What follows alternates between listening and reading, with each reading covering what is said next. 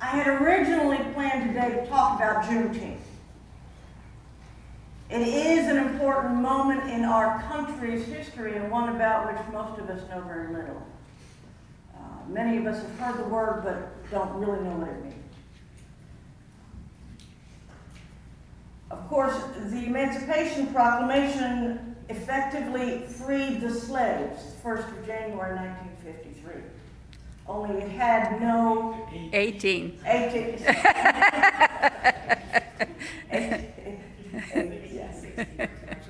Yeah.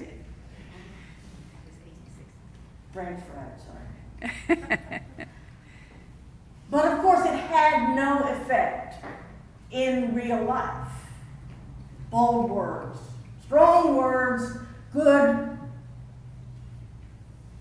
wonderful words that were essentially meaningless because slaves remained in bondage.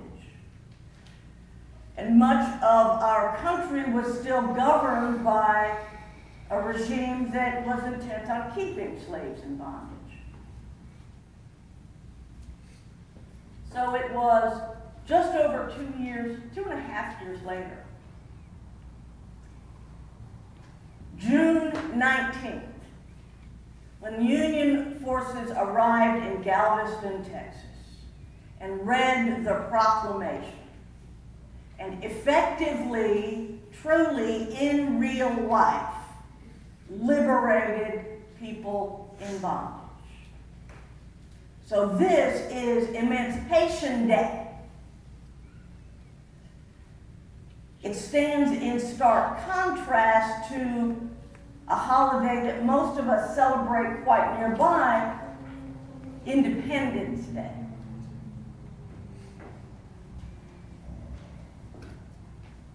It was in 1852, really. Frederick Douglass was invited by the people of Rochester to join in their Independence Day celebrations, and he was invited to speak, and let me tell you, speak he did. And I would like to read a portion of what he had to say. Fellow citizens, allow me to ask, why am I called upon to speak here today? What have I, or those I represent, to do with your national independence?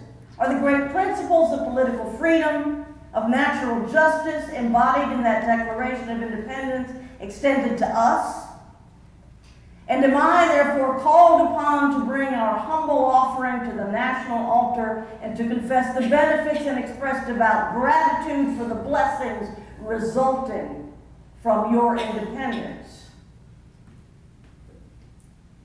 Fellow citizens, above your national tumultuous joy, I hear the mournful wail of millions whose chains, heavy and grievous yesterday, are today rendered more intolerable by the jubilant shouts that reach them.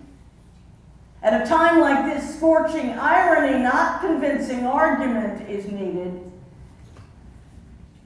Oh, had I the ability and could I reach the nation's ear, I would today pour out a fiery stream of biting ridicule, blasting reproach, withering sarcasm, and stern rebuke, for it is not the light that is needed, but fire.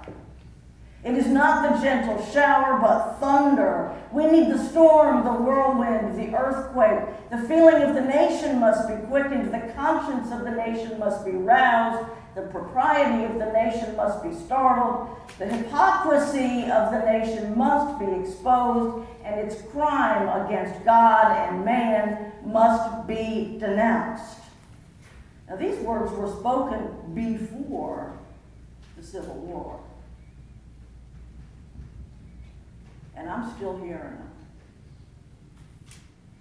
I am still living in a country broken and torn apart by racial animus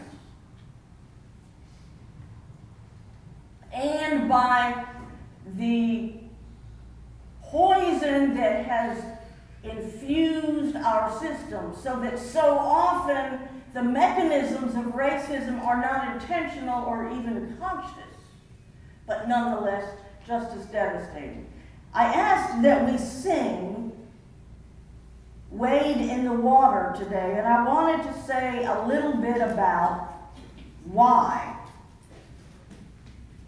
The origin of the chorus comes from the book of John. There's a text in which people are gathered around a pool seeking healing.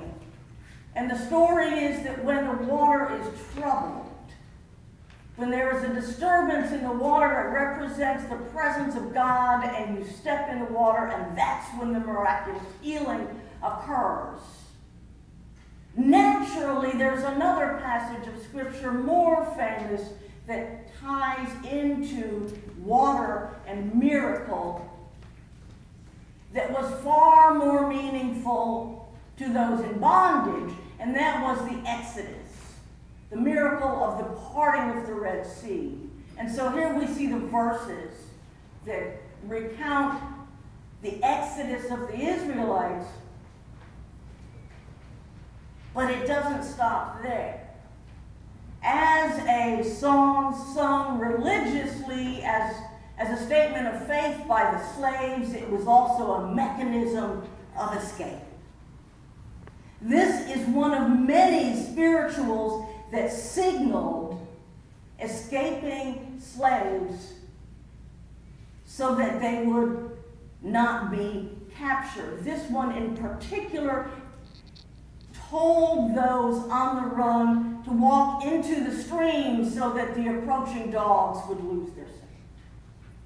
And so here we have a song that is so simple and yet is so full of healing and the presence of God and a release from bondage and oppression.